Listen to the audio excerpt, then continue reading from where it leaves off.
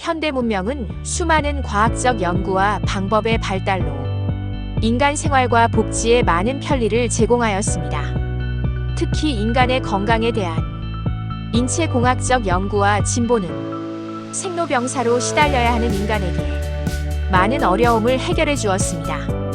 그러나 기술의 진보가 인간 복지에 좋은 영향을 주었지만 기술의 효율성이 모든 가치 척도의 기준으로 자리 잡아 나갈 경우 인간 존엄성의 훼손 문제는 심각한 문제가 됩니다. 인간은 현세적 측면에서 측량할 수 없는 가치와 존귀함을 지니고 있습니다. 즉, 인간 생명은 하느님의 생명을 나누어 받은 충만성을 지니기 때문에 다른 무엇과도 대치될 수 없는 절대성을 지니고 있기 때문입니다. 그래서 다른 모든 가치의 목적이 될 수 있습니다. 그래서 인간 생명의 존엄성은 과학과 기술의 연구 방법과 발달 과정에서 목적으로서 가장 중요합니다. 그러나 만약 이 존엄의 가치가 목적으로 상실된다면 인간은 스스로를 만족스럽게 여기며 더 이상 높은 진리에 대한 탐구를 통해 알게 되는 존재의 목적을 잃게 될 것입니다. 생명체가 생명 현상을 유지하기 위해 외부 환경 자극에서 자기 개체 질서를 유지하고 지키려는 힘, 즉 생체 항상성의 문제는 목적의 중요성을 상기시켜주는 좋은 비유입니다. 항상성으로 생명이 작동하는 부분에서 혈관의 탄력성은 목적의 중요성을 이해하는 핵심 주제입니다. 다양한 자극에 대한 반응으로 진행되는 혈관의 수축과 이완은 오로지 생명 유지라는 한 가지 목적으로 진행됩니다. 그리고 혈관은 외부의 자극이 정리되면 자기 본래의 형태로 돌아가서 수축과 이완으로 혈액의 흐름을 조절하기 위한 탄력성을 갖추고 대기하게 됩니다.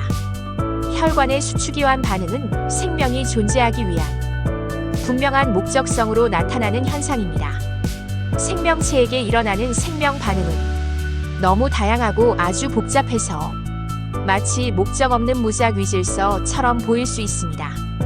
그래도 그것은 분명한 목적이 있는 자연현상입니다. 이런 생체 현상을 그리스도교적 인간학의 관점에서 비유적으로 정리해 봅니다.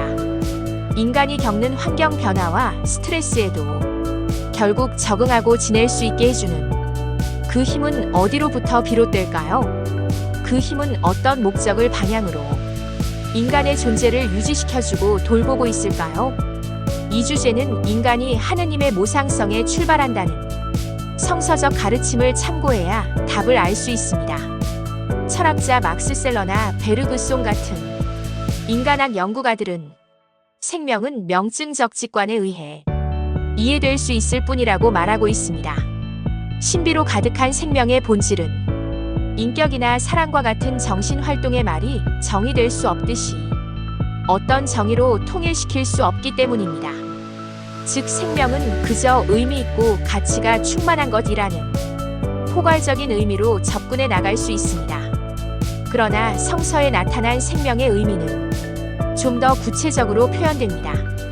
즉, 생명의 의미는 1차적으로 하느님께서 부여하신 목적에 달려있다고 가르치고 있습니다.